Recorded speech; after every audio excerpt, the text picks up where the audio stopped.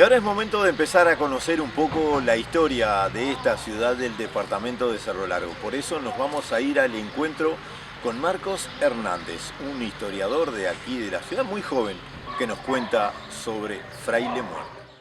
Bueno, el origen del nombre Fraile Muerto, que es un nombre muy particular para los que no son oriundos de acá, se remonta al año 1753, cuando a orillas del arroyo, a la altura de lo que hoy conocemos como Paso de la Cruz, bien en la zona de la Cuchilla Grande, ahí murió un fraile por circunstancias desconocidas, aunque se tejen diversas teorías sobre qué andaba haciendo en esta zona.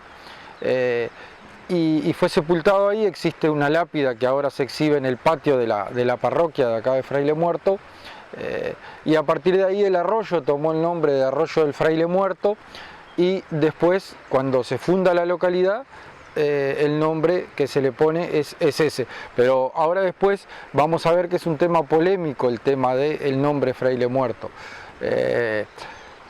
Este fraile se llamaba José Díaz y obviamente era jesuita.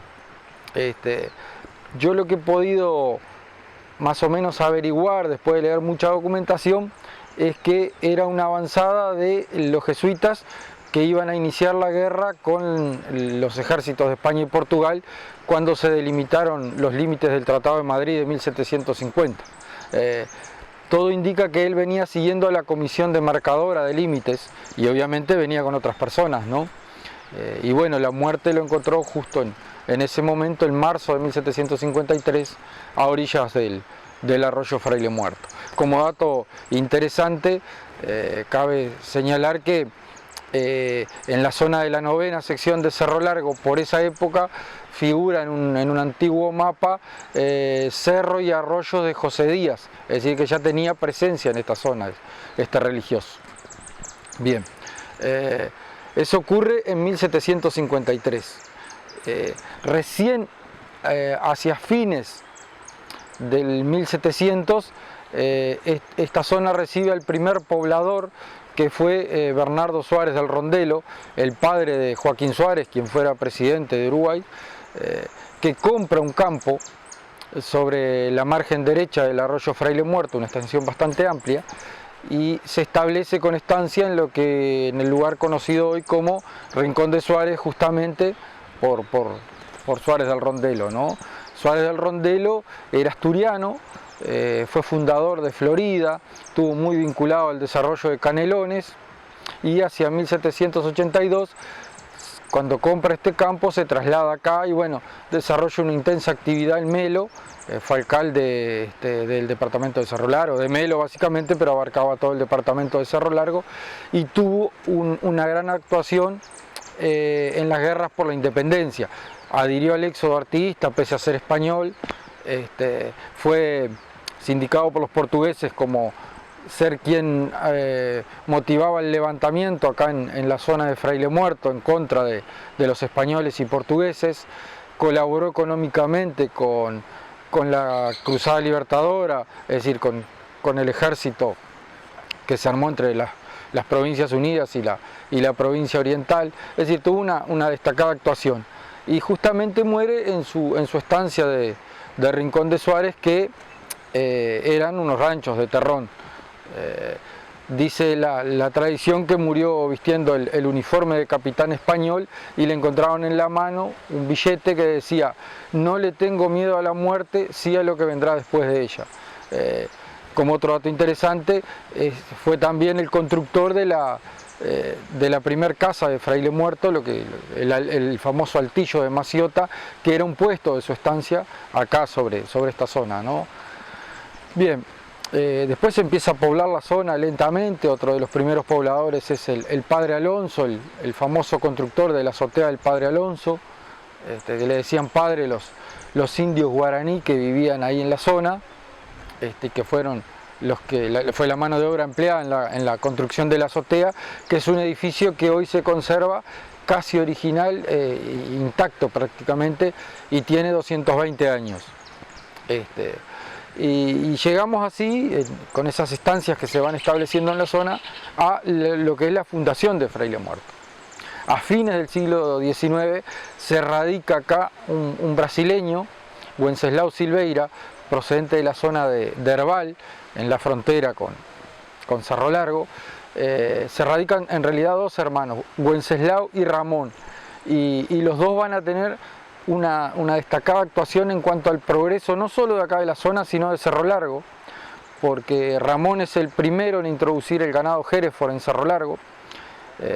Ramón Silveira compra los campos que eran de, una parte de los campos, ¿no?, que eran de Bernardo Suárez del Rondelo, y ahí mismo, en los ranchos que eran de Bernardo Suárez del Rondelo, construye su estancia.